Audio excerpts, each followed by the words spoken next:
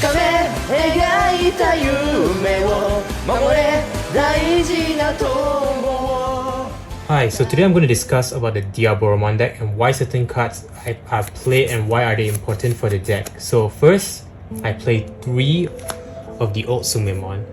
Why I played 3 of this is because I want my Diablomons to hit the 13k power line because most Digimons right now are 12ks or above, so just hitting 13k is a safety net and sometimes the Diablomon may survive. Next, I played 2 of the new Sumemon. The reason why I play 2 of this is because sometimes I like to early rush with my Samhae Keramons when they just come out because just to get the extra draw and fish out for more components in the process. Next, I play 4 of the new Keramon. This is the staple and I don't think can be reduced because its effect is, when placed, look at the top 5 cards on my deck, add the Tamer Arata or any free type Digimon to my hand. So this allows me to search for my Tamers and fish out for components I need to Digivolve or say play in order to make my game more smoothly. Then I play 3 of the old Keramon. Only 3 because I don't think it's as important as the old one, because although yes, it's good to draw, but I rather have stuff that searches out components and have more flexibility in my slots, so I think just 3 is good enough. Then I play 3 of the 2 cost vanillas. The reason why I played 3 of this is because I think sometimes you need to slap down some level 3 Digimons on board early in order to do some combos with, say, somehow like this Chrysalimon, like say my opponent gives me 3 costs, or somehow like you can just play him at 2, somehow he goes stuck at 1, that's great, or he gives me 3, I can just go this and then Digivolve and then play a Tamer down for free if I don't have one already. Then next I play 3 Gotsumons. The reason why I play 3 Gotsumons instead of the Aguan is because I like that 3k power and sometimes it helps shut down Rookie Rush and lets him live in the process. Next, we play 4 of the new Chrysalimon. The reason why I play 4 of this is because its effect is so insane that when he's Digivolved, if I do not have a Tamer with Arata on the field, I can play one from my hand for no cost. And its source effect is, when a Digimon with the same card name appears on the board, it can attack. It gives it the Blitz effect, which allows it to attack straight away. So most of the time it's going to be when I summon this Diablomon Digivolve on top of something else, just saying, I can spawn a token.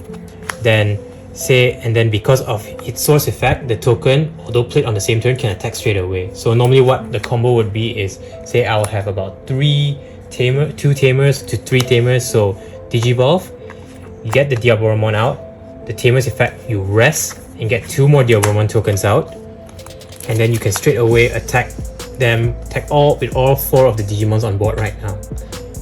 So that's like one of the main combos of the deck. You just build up the line with this specific Chrysalimon, go up to Diablomon, and then tap 2 of the Tamers down, get more tokens out, and rush the game to win. Then, although sometimes you're not always lucky, you might not be able to get this certain Chrysalimon.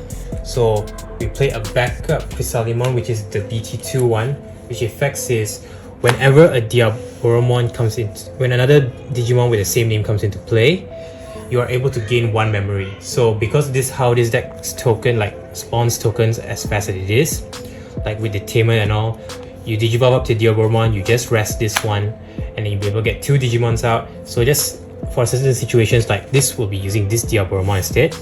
We Digivolve him, Tamers rest 2 Tamers, we get 2 Diablomon tokens, and then although these tokens can attack, sometimes just say if our memory is because we Digivolve into this Diablomon, we give our opponents 2 memory. So because of this, we'll be able to get back 2 memory and we can swing with this Diablomon. And this Diablomon gets 1 security for every Diablomon, including himself. So just with having this board, we're already having 4 security checks on this certain Diablomon. Then for our last level 4, we play 4 of the security blocker Well, because one, we want to have a free security Digimon. Sometimes it pops up and sometimes it'll save us, but also because it's a free type Digimon, so you can search it with Caramon and it increases the number of options we have. Now we go to our level 5s. So our level 5s, we obviously play 4 of the old Infomon.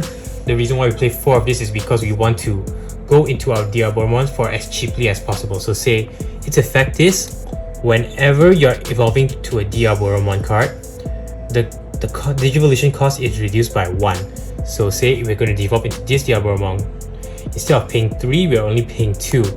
So probably it'll still be our turn at a time and we can still attack. Then we're also playing 3 of the new Diablomon. So why we're only playing 3 of this card is because one, its effect is good, where you can look when you're digivolving, you can digivolve into a Caramon by only paying 4 costs. So it's same thing like the BenzThaver5 that everyone's using with the purple deck, the Ep01. So normally say we use our Caramon for the turn, like for example, we already done searching the top 5 cards of our deck, and if we have memory or it's a new turn we're starting out, we can always just jump in straight away to this Infomon. And its second effect, the source effect, is when this Digimon is destroyed, you can summon a token out. So essentially we're increasing the number of cards. Although he's dead, we're able to increase the number of cards we're having. So next turn, like say they just wasted 1 attack because we're getting a token for it back. And we are running 1 Mozaimon because we just like to have some vanillas out on board. Or say if you really have a bad hand, that 5 cost easy slap down wouldn't hurt you as much as playing say an Infomon for 7 cost.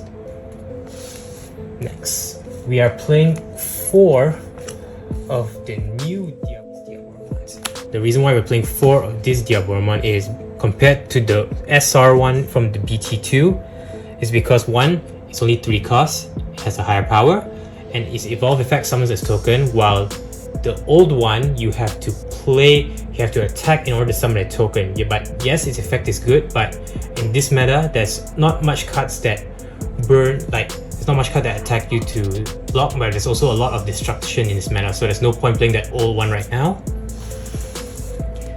Then we're also playing 3 of the PR Diablomon. And why we're playing 3 of this is because, like I said, same reason for the old one, but except this one doesn't spawn a token, yes, but he attacks for 2 security minimum and will only go up for every token you have. So this is like a really good card to like push damage and somehow try to almost win you the game, like just pressuring your opponents to destroy it as well.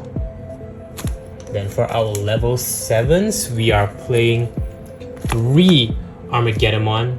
Well, we're only playing him because one, like after our tokens attack and say we still have 3 memory left, we are able to destroy our tokens. Like say here, after this token has finished attacking, we are able to destroy him and summon him for 3 costs. And he can attack the turn he's played because his effect is Blitz. Next, for our Tamers, our most important card, we are obviously playing 4 Arata. And his effect is, during the start of your turn, if you have a free type Digimon in your trash, you +1 memory.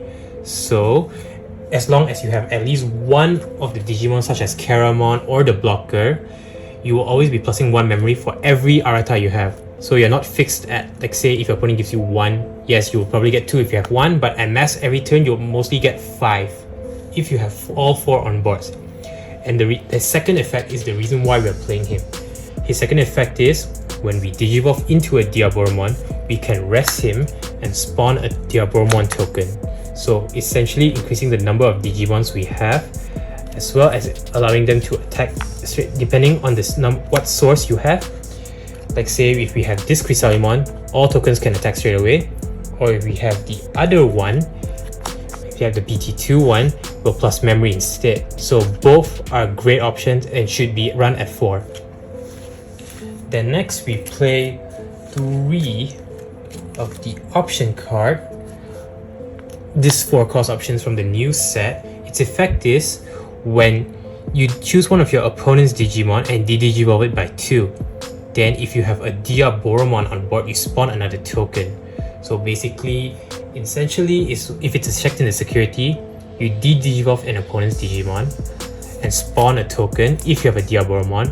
Or normally what I would use it for is, say if my memory is at 5 or 4, I'll just use it to de-digivolve my opponent's blocker and then spawn a token out, and then depending on the situation, the token can attack or I'll plus a memory. And sometimes this will allow me to win the game because my opponents didn't calculate enough and I get to get rid of their blockers and then just win the game by attacking with a token or something.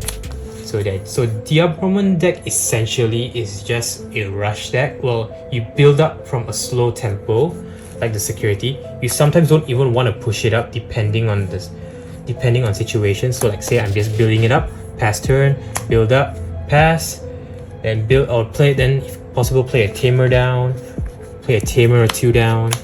Then after that, just keep building the Diablomon as much as possible. Like say I just build it again here, for example. Then during my turn, the next turn, I have 2 tamers. Diablomon line up here, push it out, digivolve into this Diablomon most of the time, plus 1 token like that. Press these 2 tamers down, and then plus 2 more tokens. So because of that Crystalimon in the soul, all the tokens get to attack. Because of this certain egg in the soul, my Diablomon is now 13k, and because of the Caramon, I'll get to draw 3 cards. So this deck is basically, you'll never run out of resources most of the time, but it's just about how you play it, it's more of calculating because there's a lot of factors you need to take into consideration, like how are you going to end your opponent, like certain tech cards are there. You can mix and match around the build, but I'm saying that most of the time the build is already mostly fixed and your fixed amounts card cannot change, such as your Crystalimon and your Caramons. So hope you liked the video. Thanks for watching. Like and subscribe.